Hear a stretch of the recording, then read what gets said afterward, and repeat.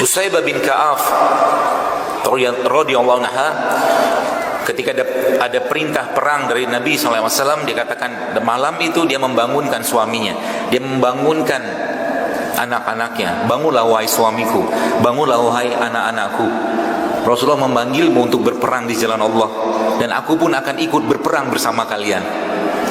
Itu karakter istri seperti itu, ya. Seorang istri yang membuat atau menjadikan suaminya lebih jauh dia hormati dari pimpinan perusahaan, yang ketika pimpinan perusahaan tadi lewat dia tertunduk-tunduk saking hormatnya, tapi kepada suaminya seringkali justru malah dia meninggikan suaranya kepada orang yang harusnya paling dia hormati. Khadijah binti Khuwailid radhiyallahu anha pernah disebutkan sebuah riwayat, Rasulullah SAW pulang ke rumah Khadijah saat itu, dan Khadijah melihat wajah Nabi SAW yang lapar. Lalu Khadijah bertanya kepada Rasulullah, "Ya Rasulullah, izinkan saya membuatkan Anda makanan." "Silakan," kata Rasulullah. Akhirnya Khadijah pergi ke dapur membuatkan makanan, dan saat itulah Jibril alaihissalam turun dan menyampaikan wahyu dari Allah kepada Muhammad SAW. Jibril menyampaikan, "Wahai ya Muhammad, Rabbmu menyampaikan salam kepada Khadijah, dan Rabbmu berpesan ya bahwa dia menyiapkan sebuah kamar di surga yang tiada bising di sana." Lalu aku pun, kata Jibril, menyampaikan salam kepadanya.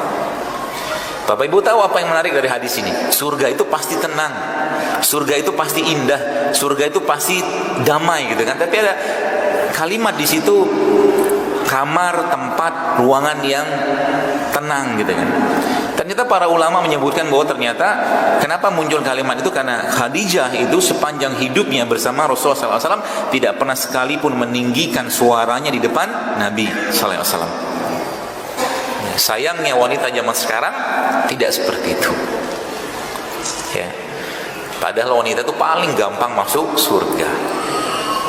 Anda tidak perlu tahajud, Anda tidak perlu sholat rawatib, cukup melaksanakan perintah-perintah wajib, jaga suami, jaga anak-anak, urus kehormatannya, stay home, 8 pintu surga terbuka untuk Anda. Begitu mudahnya perempuan masuk surga. Bapak-bapaknya sama, ya.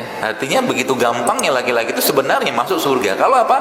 Makanya luar biasa bagaimana seorang laki-laki ketika dia mencari nafkah untuk keluarganya, ya, keringatnya keluar itu bahkan subhanallah itu seperti jihad buat laki-laki tadi, atau suami tadi. Maka Bapak sekalian, agama menjadi penuntun yang luar biasa. Jadi apapun urusan kita dalam kehidupan, lihatlah bagaimana Islam menjawabnya. Ya, jadikan imannya kita menjadi juru bicaranya kita dalam segala kondisi. Imannya kita menjadi juru bicara kita dalam segala keadaan. Lihat apa kata Al-Quran, lihat apa kata Rasulullah SAW dalam hadis-hadis beliau.